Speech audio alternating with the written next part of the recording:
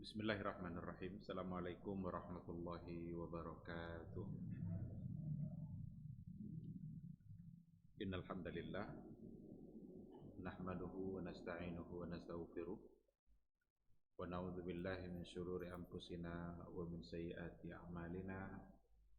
May yahdihillahu fala mudhillalah wa may yudlilhu falan tajida lahu waliyyan mursyida.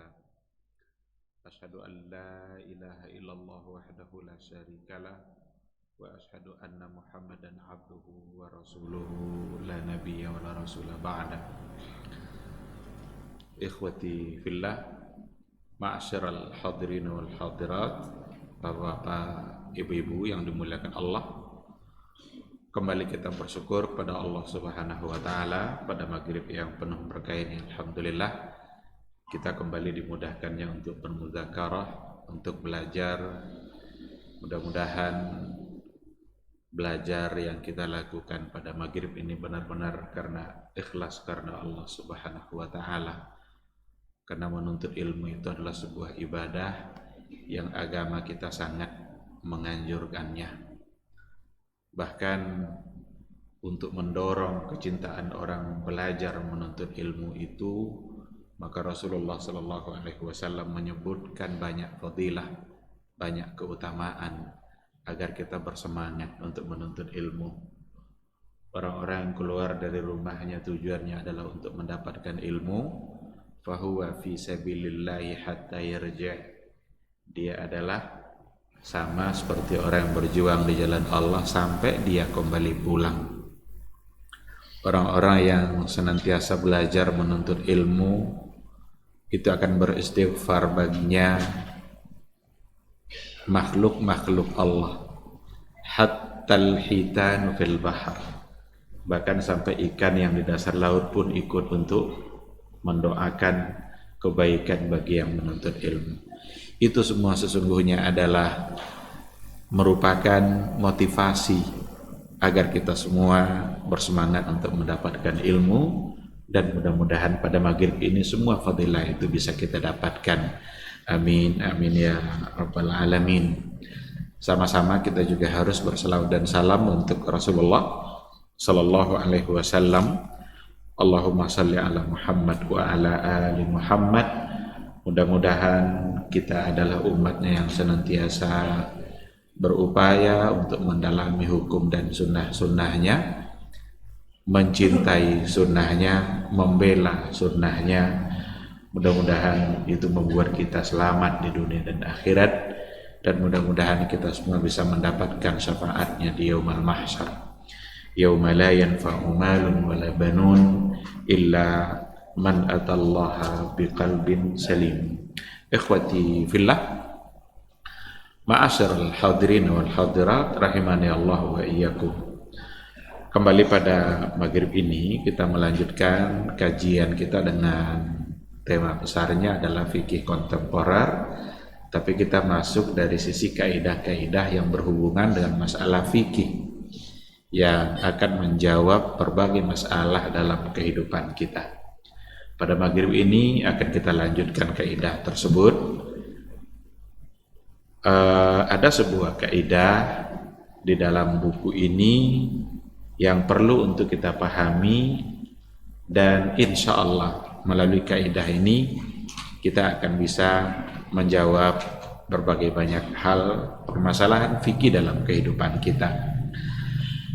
Kaidah kita pada maghrib ini sangat pendek dan bunyinya adalah la yatimmu tabarru'u illa bil qabdi.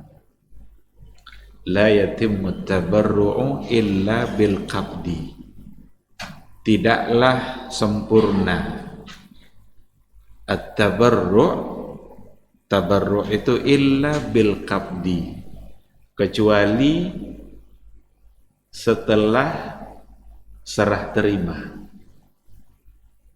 Jadi la yatimmu tabarru'u illa bil qabdi, tidak sempurna atau belum sempurna tabarru' kecuali dengan al-qabd. Qabd itu menggenggam, itu qabd namanya itu. bisa diartikan dengan serah terima. Ada dua kata yang perlu kita dalami dulu dalam kaidah ini sebelum kita berikan penjelasannya. Yang pertama adalah kata tabarru', yang kedua adalah kata qabd. Apa yang dimaksud dengan tabarru'? Tabarru' itu adalah pemberian secara sukarela dari apa yang kita miliki tanpa ada imbalan apapun. Jadi pemberian sesuatu dari kita secara sukarela kepada orang lain tanpa ada imbalan, kecuali hanya pahala, tapi kita tidak meminta imbalan dari orang itu. Kalau ada imbalan itu tidak tabarru' namanya. Maka sewa itu tidak tabarru'. Kenapa tidak tabarru'? Kita minta imbalannya. Kita sewakan motor kita perlu uang sewanya. Yang tabarru' itu pemberian sukarela tanpa ada imbalan apapun. Seperti apa itu? Seperti sedekah atau hibah atau hadiah. Itu semua dapat disebut sebagai tabarru'. Dalam kajian Islam, tabarru' itu memang sesuatu yang salah satu dari bentuk kepedulian sosial yang ada pada jiwa seseorang dalam kehidupan bermasyarakat. Dan tabarru' itu merupakan perbuatan yang sangat mulia di sisi Allah karena hanya mengharapkan pahala dari Allah Subhanahu wa ta'ala. Dia yang punya barang itu milik dia, mungkin ada uang dia yang habis untuk mendapatkannya, tapi sekarang uang itu barang itu dia berikan secara sukarela kepada orang lain agar bisa dimanfaatkan. Itu namanya tabarru'. Dan itu salah satu dari bentuk kesempurnaan dalam Islam dan kebijaksanaan sesuatu yang diputuskan oleh agama. Karena tabarru' itu satu bentuk perbuatan baik yang selalu diberikan untuk juga hal-hal yang sangat bermanfaat bagi kemanusiaan. Dan konsep kesempurnaan seperti itu hanya ada dalam Islam. Islamlah yang benar-benar mengajarkan konsep kesempurnaan seperti itu. Karena kalau kita lihat tindakan-tindakan banyak orang, dulu pernah saya membaca ada di Eropa, itu seseorang yang punya harta yang sekian ribu dolar, tapi ketika dia meninggal, dia berwasiat agar harta yang sekian ribu dolar itu untuk anjingnya. Apa kira-kira yang akan didapat oleh dia? Anjing itu ngerti tidak uang yang sekian ribuan dolar tadi itu? Lagi pula siapa pula yang akan mengurus anjingnya itu? Kenapa tidak untuk orang yang ngurus anjing itu aja? Tapi Islam ketika mengatur, berikan sesuatu pasti untuk yang bermanfaat bagi kemanusiaan secara luas. Jadi itu yang namanya tabarru'. Tabarru' sekali lagi perbuatan yang sangat mulia yang agama sangat menganjurkannya karena itu bentuk kepedulian seseorang dalam kehidupan bermasyarakat, baik bagi kehidupan pribadi maupun kehidupan secara keseluruhannya. Itu yang namanya tabarru'. Dan tabarru' itu belum sempurna kecuali dengan serah terima. Berarti ada di situ kata al-qabd. Al-qabdu itu secara bahasa qabada yaqbidu itu bisa artinya menggenggam. Jadi kalau kita serahkan ada yang mengambil, itu qabd. Jadi kalau kita artikan dengan serah terima saja, itu insya Allah sudah bisa dipahami. Dan serah terima nanti ada yang al-qabdu fi'lan wa haqiqatan, ada yang serah terima secara perbuatan dan hakiki, tapi ada nanti serah terima istilaan. Istilaan itu mungkin barangnya dia tidak genggam, tapi dia sudah mempersilahkan untuk mengambilnya. Dia sudah mengizinkan untuk membawa meskipun barang di tangan. Nah, dalam kajian fikih juga ada di antara transaksi ini yang memang harus langsung dengan cara al-qabdu hakikatan wa fi'lan. Kalau enggak bisa-bisa menimbulkan masalah. Apa contohnya? Kalau seandainya di sini disebutkan beberapa contoh sebenarnya, di antaranya adalah kalau seandainya kita minjam kendaraan, katakanlah sepeda motor umpamanya, lalu kita kembalikan sepeda motor yang kita pinjam tadi. Mengembalikan sepeda motor yang dipinjam tadi harus al-qabdu hakikatan wa fi'lan. Bawa sepeda motor tuh ditengok, kan kira ini sepeda motor saya kembalikan. Tapi kalau tidak, seandainya umpamanya kita mau mengembalikan sepeda motornya, ternyata dia tidak ada di rumah. Kita letakkan aja kendaraan tadi itu di depan rumahnya karena orangnya tidak ada. Lalu tiba-tiba hilang sepeda motor itu. Siapa yang bertanggung jawab? Itu sudah ada qabdu hakikatannya atau belum? Belum. Maka kalau nanti orangnya tidak ada di rumah, bawa pulang lagi. Karena bisa-bisa nanti kita yang diminta untuk menggantinya. Tapi kalau sudah kita serahkan, terima kasih, ini motor saya sudah pakai 3 hari, alhamdulillah, sekarang saya kembalikan. Iya katanya, diambilnya kunci dari kita, diletakkan oleh dia di depan rumahnya, lalu hilang, kita selesai masalah kita. Kita tidak bertanggung jawab. Karena al-qabdunya sudah selesai. Kita sudah serahkan secara langsung. Jadi ada di antara transaksi ini memang yang harus serah terimanya langsung seperti itu. Kalau bayar hutang umpamanya, kita mau bayar hutang, samalah kisahnya seperti tadi. Tahu-tahu orangnya tidak ada, kemudian kita letakkan saja mungkin di pintu dia atau di pagar dia karena orangnya tidak ada umpamanya, tahu-tahu hilang. Ini bisa-bisa hutang kita dianggap belum selesai karena qabdunya tidak fi'lan wa hakikatan. Tapi kaidah kita pada hari ini itu hubungannya sama tabarruk. Tabarruk itu seperti tadi, pemberian secara sukarela seperti hibah, hadiah, sedekah. Kapan hibah itu baru dianggap hibah secara sempurna? Kalau seandainya sudah serah terima secara langsung. Kalau seandainya belum serah terima, maka berarti hibah belum sempurna dan belum dianggap sebagai hibah.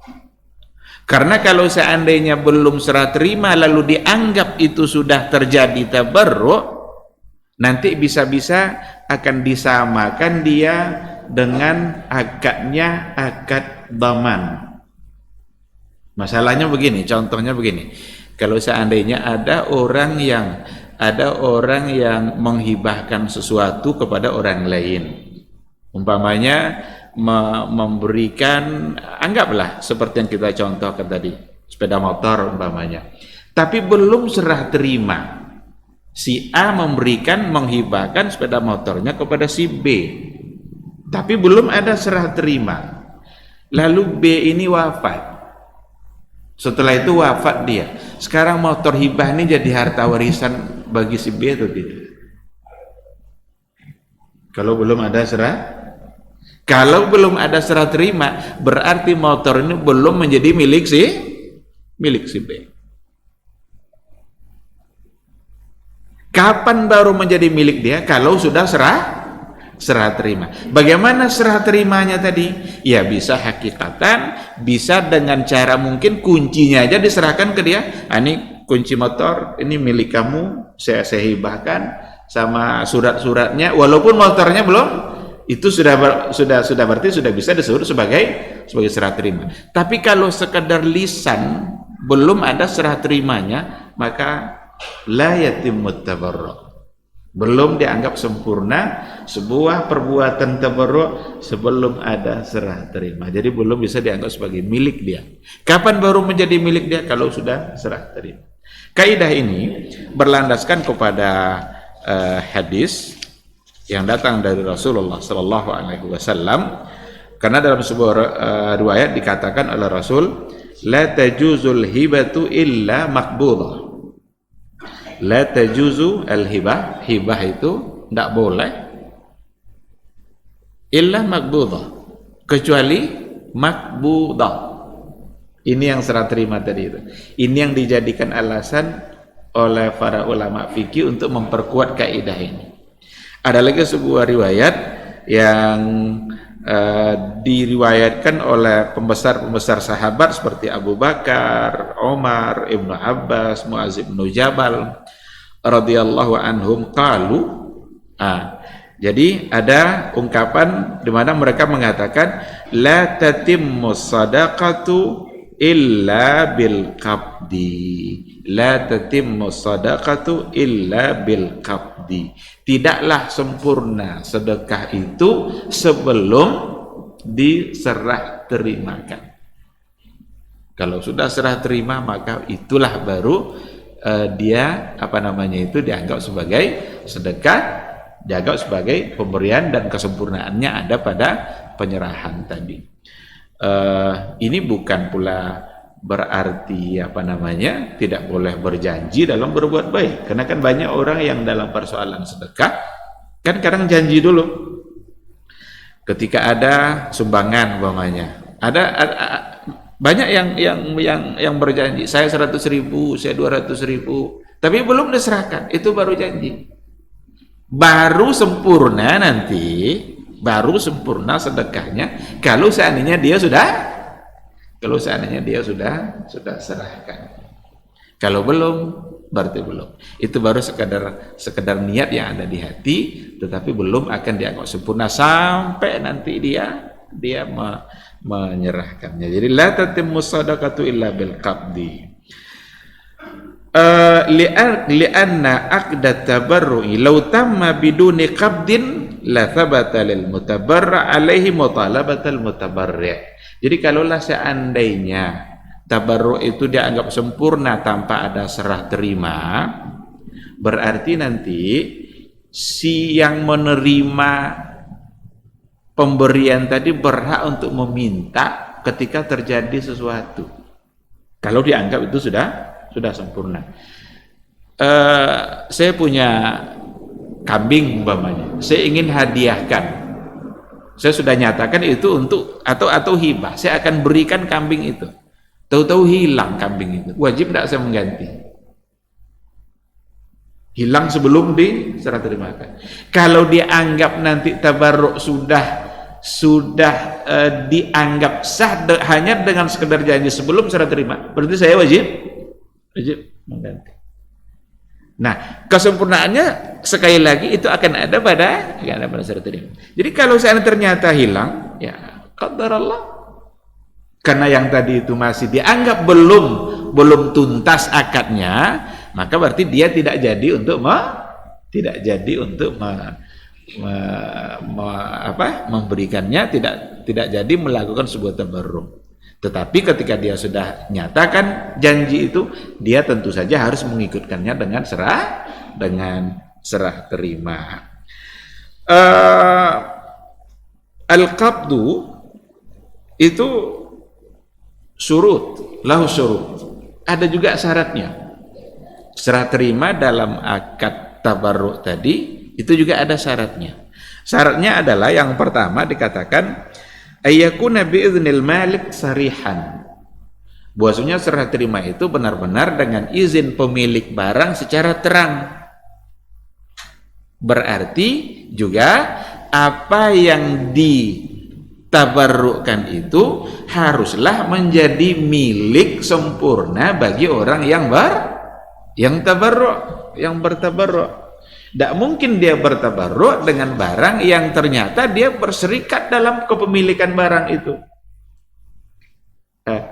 Ada barang itu milik dua orang, berserikat dia dalam memiliki barang itu. Salah satu dari yang pemilik ini tentu tidak akan bisa bertabarruk dengan barang yang ternyata bukan murni milik dia. Maka kalau ingin bertabarruklah dengan yang memang milik sendiri, milik dia secara sempurna, dan dia menyatakan sarihan itu sebagai tabarruk au dilalatan atau semacam petunjuk bahwa dia sudah menyerahkan. Kita pernah mendengar enggak ada serah terima sumbangan secara simbolis? Boleh enggak itu? Enggak mungkin semuanya diserahkan kan? Umpamanya ada orang yang menyumbang satu batu bata, umpamanya 2 truk batu bata, enggak mungkin dibawa 2 truk batu bata itu. Ada secara simbolis. Hanya diserahkan 1 atau 2 sebagai simbol bahwa itu sudah diserahkan. Boleh enggak tuh? Boleh. Yang penting sudah ada tadi al-qabd. Jadi serah terima tadi itu bisa hakikatan, bisa dilalah. Termasuk yang simbolis tadi itu secara dilalahnya. Meskipun yang diserahkan bukan semuanya, tapi secara simbolnya saja mungkin, atau ini akan diserahkan kepada seluruh fakir miskin. Mungkin fakir miskin jumlahnya 100 orang, dimintalah 1 orang untuk menerima, maka itu juga sudah bisa disebut sebagai al-qabdu. Yatimut tabarru' bil qabdi, sempurnalah tabarruknya dengan menyerahkan seperti tadi, walaupun tidak diserahkan secara langsung atau hanya sekedar simbolis. Syarat yang kedua, wa ayyakunal maqbud ghaira masyghulin waqtal qabdi bi ghairihi, bahwa yang diserahkan itu tidak disibukkan dengan pekerjaan yang lain pada saat menyerahkannya. Kalau di sini diberikan contoh ya, law wahaba dabbatan 'alaiha hamal aw daran fiha mata' al-wahid. Jadi kalau seandainya ada orang yang menghibahkan dabah itu ya bisa onta, bisa keledai umpamanya, lalu diserahkannya. Tetapi keledai itu atau onta itu atau kuda sedang dipergunakan untuk mengangkut barang yang lain. Di atas punggungnya masih ada barang. Ini berarti belum bisa. Lam yajuz, tidak boleh. Kenapa demikian? Karena dia masih berhubungan dengan pekerjaan yang lain. Berarti nanti kalau seandainya dihibahkan kuda tadi, sementara dia harus mengangkut barang dulu ke tempat yang lain, nanti kalau seandainya diserahkan, lalu siapa yang berkewajiban mengantar barang yang di atas punggung kuda tadi? Ini kan contoh-contoh di buku fikih, usul fikih, kaidah fikih, tentu kuda yang akan kita dapatkan, kan itu yang biasa dulu terjadi pada masyarakat dulu. Kalau sekarang ya mungkin kendaraan-kendaraan yang lain. Tapi yang jelas syaratnya disebutkan ayyakunal maqbud ghaira masyghulin waqtal qabdi.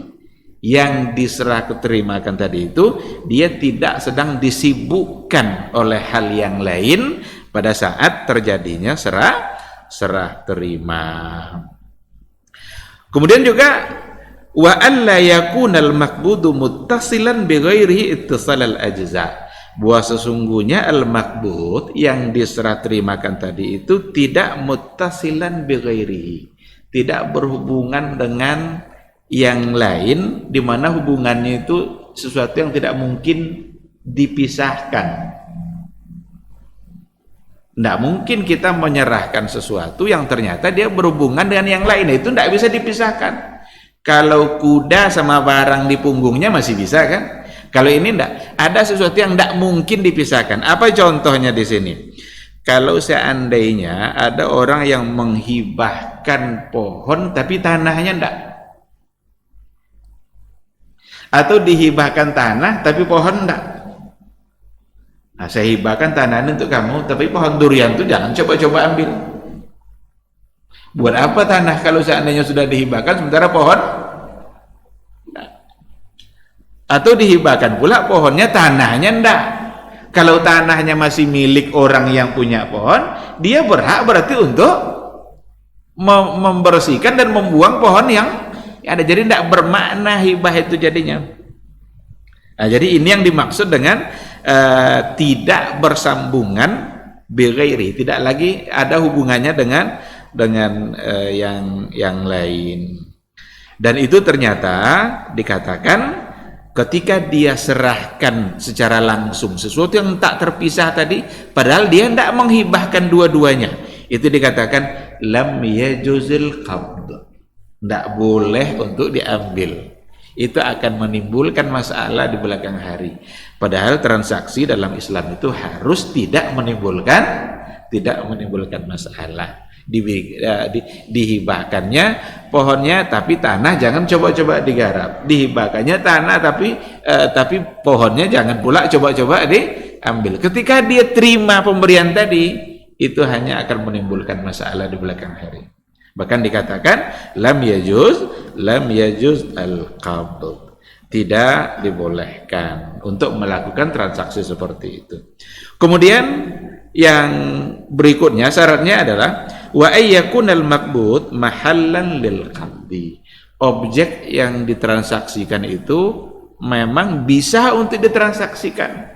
Jangan sampai menghibahkan sesuatu atau bertabarruk dalam memberikan sesuatu, akan tetapi sesuatu itu tidak mahallan lil qabdi, bukan objek yang bisa untuk diserah terimakan. Apa yang dicontohkan di sini oleh penulis buku, falau wahaba ma fi batni ghanami, seandainya ada orang yang menghibahkan ma fi batni ghanamihi, apa yang ada di dalam perut kambingnya, berarti janin, anak kambing yang masih dalam perut. Sekarang dihibahkannya, saya hibahkan anak kambing dalam perut itu, bawalah. Gimana bawanya? Dia masih dalam, berarti ini maksudnya, ini yang dikatakan bahwa itu ghairu mahallil qabdi.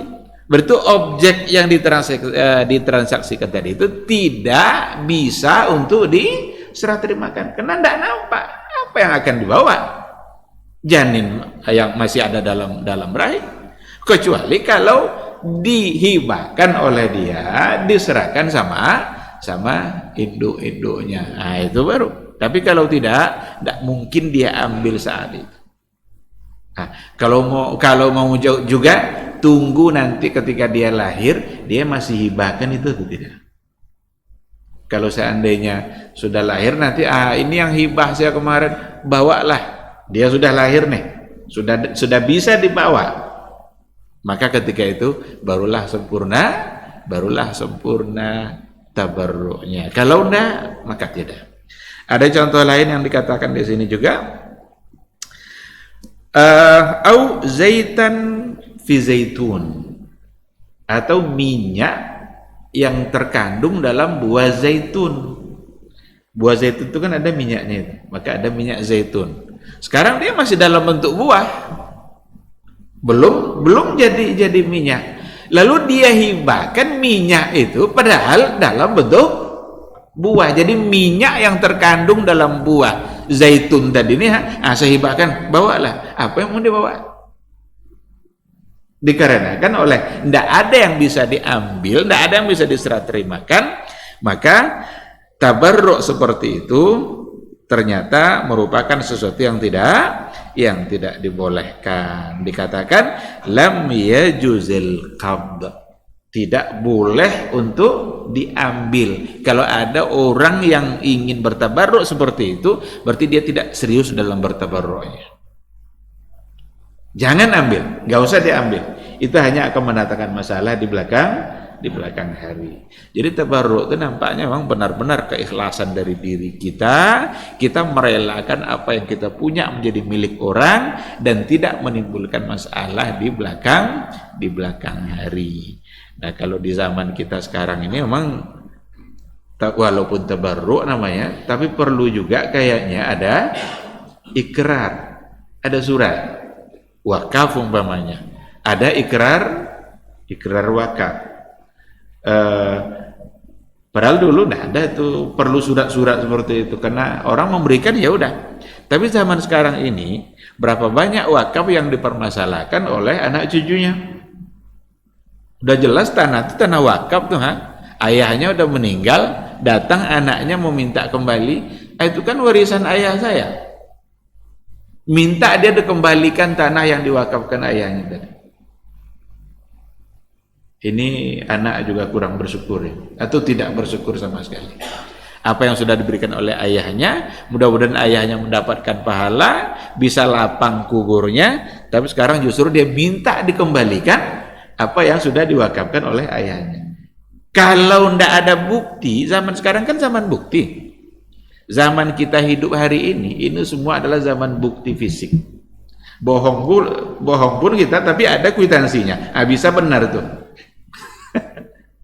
Padahal tidak ada barangnya, tapi ada kwitansinya. Tidak dianggap salah. Tapi jelas barangnya ini tidak ada kwitansinya. Bisa dianggap bermasalah. Nah, oleh karena itu terbawa-bawalah kondisi seperti itu pada beragama. Termasuk pada wakaf, pada hibah. Jadi kalau ada hibah sekalipun, itu nampaknya memerlukan ada surat, ada keterangan. Dan tidak pula salah itu.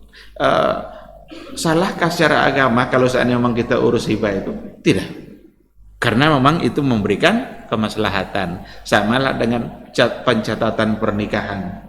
Zaman Nabi mana ada catat pernikahan? Zaman sekarang perlu diadakan mengikuti administrasi, dan itu semua adalah untuk kemaslahatan. Apa kemaslahatannya? Seandainya nanti suami istri ada terjadi masalah, lalu dia mengadukan permasalahannya mungkin ke pengadilan tidak akan memberikan pelayanan. Kenapa tidak diberikan pelayanan? Karena oleh pengadilan tidak terbukti kalau dia suami istri, padahal benar dia suami istri. Nanti lahir anaknya, ingin sekolah nanya, mana akta kelahiran? Iya, enggak, ini anak ibu. Jangan-jangan anak angkat. Atau jangan-jangan bukan anak ibu. Ditanya akta kelahiran. Akta kelahiran tidak akan keluar kalau tidak ada surat nikah. Nah, maka mencatat pernikahan hari ini itu menjadi sesuatu yang memiliki kemaslahatan dan penting untuk dilakukan. Maka Kutub Mustafa Sanu itu memasukkannya ke dalam bab maslahah mursalah. Jadi ada salah satu dari dalil fikih dalam kajian usul fikih namanya al-maslahatul mursalah, kemaslahatan yang pasti adanya atau mendekati kepada kepastian, cuma tidak ada dalil yang menyuruh, tidak ada pula dalil yang melarang. Maka boleh bagi kita untuk melaksanakannya. Bahkan dengan melaksanakannya berarti kita memilih kebaikan dalam kehidupan kita, dan bisa-bisa kita mendapatkan pahala insya Allah karena memilih kebaikan dalam kehidupan kita. Nah, jadi di kita sudah bertambah nampaknya persoalan-persoalan seperti itu. Ada tambahannya, yaitu perlu adanya pencatatan meskipun dia dalam bentuk tabarruk, atau setidaknya pencatatan itu dipentingkan untuk laporan. Kalau umpamanya ada orang nyumbang untuk pembangunan masjid, lalu panitia tidak mencatat, ini bisa-bisa nanti salah dalam laporan. Berapa sumbangan kemarin? 100 juta. Jangan 120 juta. Jadi itu untuk kepastian laporan. Maka sekali lagi ketika dikatakan dicatat, berarti memang ada kemaslahatan yang didapat. Dan ternyata dalam agama sendiri pun anjuran mencatat itu ada dalam muamalah, sebenarnya diantaranya dalam persoalan hutang. Kan itu kan? Ya ayyuhalladzina amanu idza tadayantum bidainin ila ajalin musamma faktubu wal yaktub bainakum katibun bil adl. Hendaklah ada yang mencatatnya, satu yang adil, yang dapat dipercaya. Maka yang mencatatnya itu adalah orang yang dapat dipercaya, sehingga catatannya nanti tidak keliru dan sesuai dengan kenyataan. Baik. Yang kelima, syaratnya adalah kalau tadi yang diserah terimakan itu harus mahalal lil qabdi. Kalau yang kelima ini ayyakunal qabidu ahlan lil qabdi. Bukan pada barangnya, tetapi yang menerimanya itu. Orang yang menerima itu ahlan lil qabdi, cakap dan bisa memang menerima. Maka tidak dibolehkan untuk memberikan sesuatu lalu diterima oleh orang yang tidak tepat dalam menerima. Siapa yang tidak tepat dalam menerima itu? Diantaranya fala yajuzu qabdul majnun, maka tidak dibolehkan serah terima itu dilakukan oleh orang gila. Gimana pula orang gila serah terima tabarruk? Dia saja tidak mengerti dengan diri dia, apalagi dengan urusan-urusan yang lain. Was-saghir alladzi la yaqil, atau anak kecil yang memang belum mumayyiz, anak kecil yang belum bisa memikirkan hal-hal yang besar. Anak kecil itu kan akalnya terbatas, hanya dia bisa memikirkan apa yang ada pada dirinya sendiri dan belum sempurna akalnya untuk diberikan pembebanan. Kalau orang gila memang akalnya yang rusak. Kalau anak kecil ada akalnya tapi belum siap untuk diberikan pembebanan, maka anak kecil itu ghairu mukallaf. Dia belum mukallaf dalam artian belum bisa dibebankan padanya hukum. Kalaulah dibebankan juga kepada anak kecil itu hukum, niscaya dia tidak akan bisa melaksanakannya sesuai dengan yang diinginkan. Maka banyak dalam kajian-kajian fikih itu, dalam bab fikih yang disyaratkan dalam melakukan sesuatu akilun balighun. Ada yang akil lalu baligh. Dia berakal, sehat akalnya, berarti tidak gila, dan dia baligh, dia sudah dewasa, dia tidak lagi anak-anak. Kalaulah seperti itu, maka ketika kita bertabarruklah, dan yang menerimanya itu dalam serah terima adalah orang yang memang cakap dan pantas untuk menerimanya.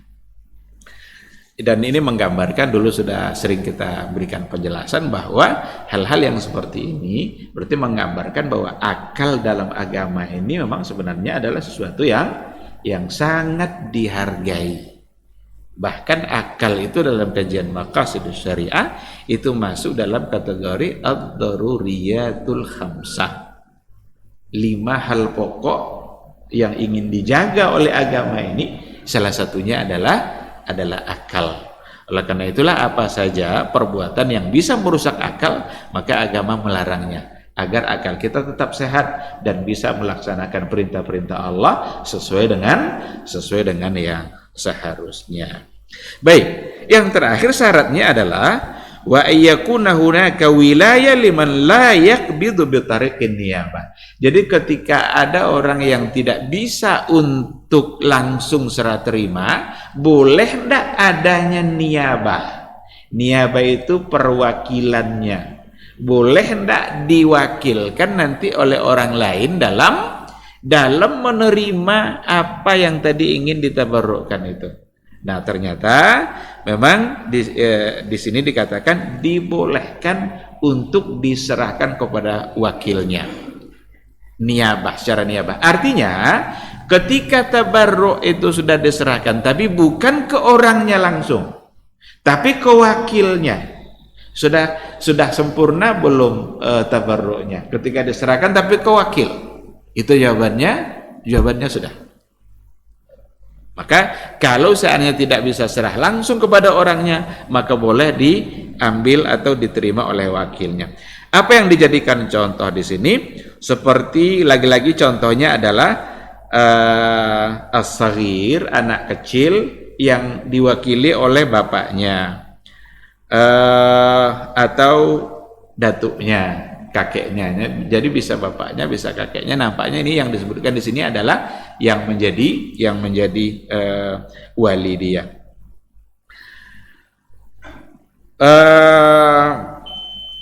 Maka kesempurnaan at-tabarru' itu, kesempurnaannya akan sudah dianggap sempurna secara agama, sudah selesai tanggung jawab yang tadi itu dalam bertabarruk. Kalau dia janjikan umpamanya 100 juta, umpamanya 100 juta bantuan dia untuk masjid, itu kan tabarruk namanya itu. Tapi diserahkannya kepada salah satu dari pengurus sebagai perwakilan, sudah selesai belum tanggung jawab dia dalam melunasi janjinya? Berarti sudah. Tidak mesti nanti di depan semua. Ada satu sebagai niyabah saja, satu sebagai pengganti saja, maka itu sudah Cukup. Inilah 6 syarat dalam tabarruk dalam kajian fikih yang mudah-mudahan bisa kita pahami. Kita jawab dulu suara azan. Insyaallah nanti kita sambung sedikit setelah azan.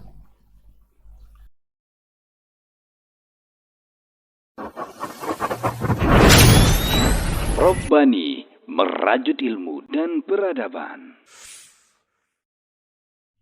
Ketahuilah bahwa ketika kita mengikuti sebuah majelis ilmu, itu sesungguhnya Allah sedang memberikan kepada kita sekian banyak fadilah dan keutamaannya. Karena sungguh sangat mulia orang-orang yang berada di majelis ilmu. Orang-orang yang berada di majelis ilmu adalah orang-orang yang akan dimudahkan baginya jalan menuju surga Allah. Dalam hadis dikatakan oleh Rasulullah sallallahu alaihi wasallam, "Man salaka tariqan yaltamisu fihi ilman, sahalallahu lahu tariqan ilal jannah." Barang siapa yang menempuh satu jalan di mana tujuannya adalah untuk mendapatkan ilmu, maka Allah akan mudahkan baginya jalan menuju surga. Surga itu perlu iman, dan mendapatkan surga itu perlu ilmu. Maka di majelis ilmulah kita bisa menumbuhkan iman kita, dan di majelis ilmulah kita bisa mendapatkan ilmu pengetahuan. Maka sering-seringlah menghadiri majelis yang bisa menambah iman kita dan juga bisa menambah ilmu, agar surga Allah itu benar-benar semakin dekat dengan kita bersama.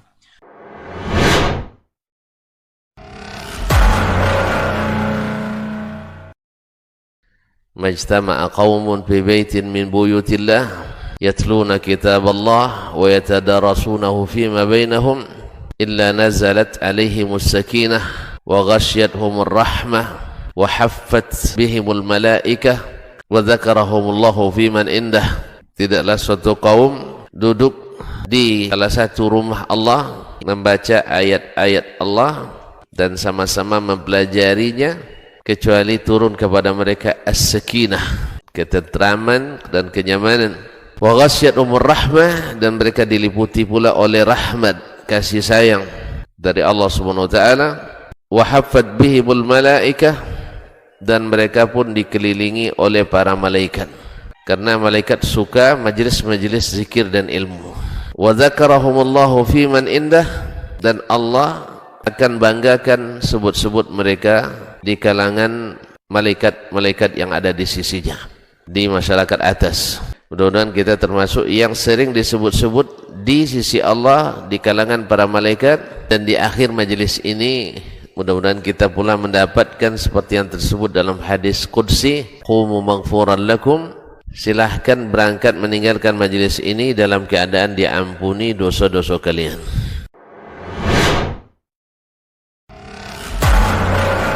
Bismillahirrahmanirrahim. Alhamdulillah wassalatu wassalamu ala Rasulillah wa ala alihi wa sahbihi wa mawala. Ikhwati fillah, ma'asyaral hadirin wal hadirat rahimani Allah wa iyyakum. Kita sudah lihat tadi seperti apa penjabarannya dari kaidah yang kita baca pada maghrib ini, bahwa sesungguhnya tabarruk itu belum akan sempurna kecuali setelah serah terima. Serah terima itulah menunjukkan kesempurnaan tabarruk yang dilakukan oleh seseorang sesuai dengan syarat-syarat yang tadi sudah kita sampaikan. Yang menerimanya harus akilun balighun, barang yang diserah terimakan itu harus sesuatu yang memang dapat dihibahkan atau ditabarrukkan, bukan sesuatu yang masih bersambungan dengan yang lain tanpa terpisah. Baik, sekarang kita coba lihat beberapa contoh untuk kaidah ini. Di antaranya adalah jika seseorang menghibahkan hewan kepada seseorang yang lain, akan tetapi hewan tersebut tidak diserahkannya, maka hibahnya menjadi batal. Ini lagi-lagi contoh dalam buku fikih lama tentu saja, persoalan hewan. Tapi kalau kita bawa pada kehidupan kita hari ini, mungkin seperti kendaraan. Kan ada orang menghibahkan kendaraan, tapi hibah di sini hibah dalam artian fikih, bukan hibah dalam bahasa undang-undang kita. Karena kalau hibah dalam bahasa anggaran negara itu berbeda. Ini hibah kepada yayasan ini. Hibah itu masih ada laporan dan pertanggungjawabannya. Diminta laporannya. Tapi kalau hibah kita ya udah kita berikan dengan ikhlas karena Allah, lalu mereka berhak untuk menggunakan apa yang sudah dihibahkan tadi, dan kita tidak lagi meminta-minta bukti penggunaannya untuk apa, laporannya seperti apa, iya atau tidak. Nah, jadi ketika ada hibah kita, itu bentuk kebaikan kita. Jika tidak jadi diserahkan, berarti hibahnya batal.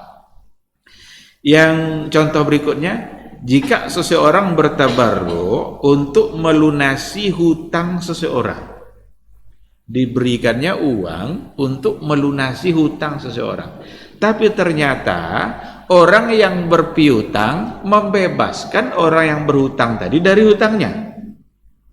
Ini uang udah diambilnya, dia punya hutang umpamanya 5 juta. Ada si A yang begitu baik ingin membantu dia agar hutangnya selesai. Nih, ambillah 5 juta ini untuk bayar hutang kamu. Ternyata sebelumnya yang berpiutang, orang tempat dia berhutang itu sudah membebaskan dia dari hutang. Maka uang yang diambil oleh dia itu dia harus diserahkan kembali kepada yang memberi tadi. Tidak boleh dia, alhamdulillah, kalau memang rezeki tidak kemana, tidak bisa.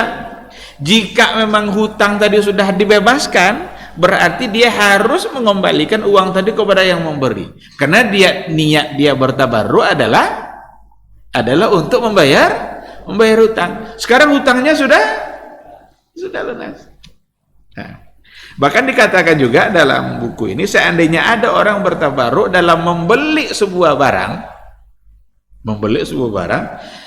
rupanya transaksi jual beli itu batal.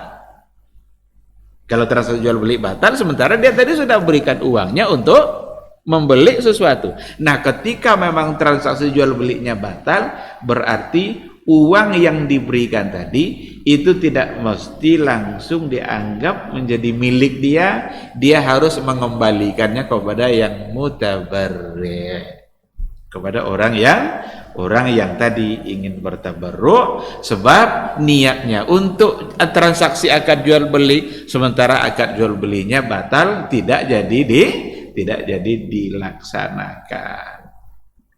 Nah, di sini memang perlu berhati-hati, karena itu dalam bentuk tanggung jawab. Ketika kita buka donasi umpamanya, memerlukan uang mungkin 50 juta. Sekarang 50 juta itu sudah terpenuhi untuk kebutuhan kita. Tutup donasinya. Kenapa harus ditutup? Karena apa yang kita inginkan sudah. Ketika ada orang ingin memberi lagi atas nama yang kita inginkan tadi, padahal yang kita inginkan itu sudah sempurna, berarti bilang sama dia, sudah selesai, sudah tidak lagi. Nah, perlu disampaikan ke dia, kalau kamu ingin mau memberi juga, beri untuk program yang lain lagi, bukan untuk yang ini. Nah, jangan nanti sudah sempurna yang diterima 50, tapi terus aja dibuka, padahal kebutuhan sudah. Ini namanya pertanggungjawaban yang harus jelas dalam persoalan keuangan. Karena masalah keuangan ini memang tidak boleh main-main. Umar bin Khattab menjadikan persoalan keuangan itu sebagai tanda baik atau buruknya seseorang. Dia pernah menguji orang lain, kan, kamu kenal tidak dengan sebulan? Kenal saya ya Umar, katanya. Dia tetangga saya, dia orangnya baik, yang saya tahu dia orangnya baik. Lalu kata Umar, kamu pernah tidak bermuamalah dengan dia dalam masalah uang? Tidak, katanya, belum pernah. Oh, kalau begitu kamu belum tahu siapa dia. Jadi untuk mengukur seseorang itu baik atau tidak, dalam konsep Umar bin Khattab itu transaksi dalam persoalan uang. Kalau lolos dia dalam masalah uang, dia akan lolos dalam masalah yang lain. Nah, jadi ikhwati fillah, ini beberapa contoh, yang contohnya saya kira bisa kita perbanyak. Tinggal satu poin lagi. Kaidah ini dia punya pengecualiannya. Kalau tadi dikatakan bahwa tabarruk itu belum sempurna kecuali dengan serah terima, tapi ada pengecualian dari kaidah kita pada malam hari ini. Dia belum serah terima, tapi tabarruknya sudah dianggap. Apa itu? Yaitu wasiat. Kalau wasiat, berwasiatlah seseorang itu ketika hidupnya. Padahal nanti serah terimanya ada setelah dia wafat. Maka wasiat ini sudah sempurna tabarruknya meskipun belum diserah terimakan. Ketika nanti orang tuanya itu sudah meninggal, lalu ternyata ada wasiat yang datang dari yang disampaikan oleh orang tuanya, maka ahli waris ini berkewajiban untuk membayarkan wasiat orang tuanya ketika ia memberikan wasiat dari harta yang dia punya. Kan dalam kajian dalam agama kita kan boleh untuk berwasiat kan, tapi hanya sebatas sepertiga saja, tidak boleh lebih dari sepertiga, bahkan sepertiga itu pun sudah banyak kata Rasul. As-sulus enggak apa-apa, was-sulusu katsir. Sepertiga enggak apa-apa, tapi sepertiga itu pun sudah banyak. Nah, oleh karena itu yang namanya wasiat memang pelaksanaannya ditunda, bukan pada saat diucapkan. Ini juga menjadi ujian bagi ahli waris sebenarnya. Belum boleh dibagi harta warisan itu sebelum ditunaikan dulu. Pertama adalah wasiatnya, yang kedua adalah hutang jika memang hutang orang tuanya itu ada. Bagaimana kalau jumlah hutangnya sama jumlahnya dengan harta warisan? Kan beban juga bagi anak nih kan? Sama. Harta warisannya 100 juta, hutangnya 100 juta pula. Berarti bayar hutang. Karena dibayar melalui harta dia sendiri. Oh, kalau begitu tidak ada lagi sisa untuk kami bagi. Ya udah, tidak apa-apa, mau itu harta dia. Kan walaupun jarang yang seperti itu, begitulah ibaratnya. Sebab kalau seandainya dibagi dulu baru dihitung hutang orang tua, sulit untuk bayar hutang orang tua. Umpamanya dibagi aja dulu harta warisan, nanti patungan membayar hutang orang tua, sulit.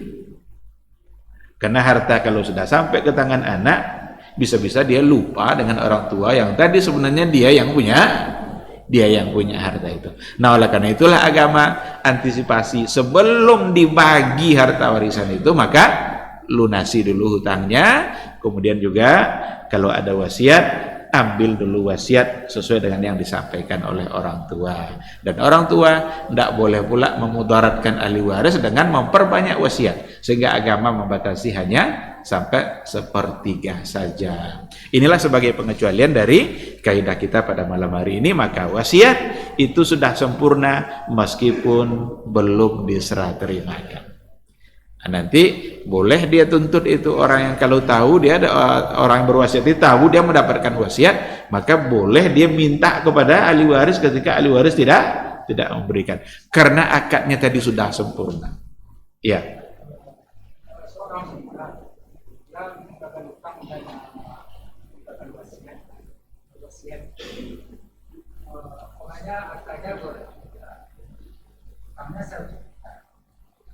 Jadi itu yang dikata dari yang sisa utang, sudah dibagi utang. Iya. Iya. Dari apa yang sudah dia selesai hutang tadi itu? Selesai hutang, maka umpamanya dia sebut wasiatnya mungkin sekitar 20 juta atau 30 juta, pokoknya tidak boleh lebih dari sepertiga, dan tidak boleh berwasiat kepada ahli waris. Artinya itu yang menerima wasiat itu adalah ahli waris. Kalau tempat menyampaikan wasiat ya otomatis kepada ahli waris. Tapi yang berhak menerima wasiat bukan ahli waris. La wasiyata li waris. Jadi selain dari yang hutang tadi. Wallahu subhanahu wa ta'ala a'lam. Kata tabarruk itu satu istilah untuk pemberian sukarela tanpa imbalan.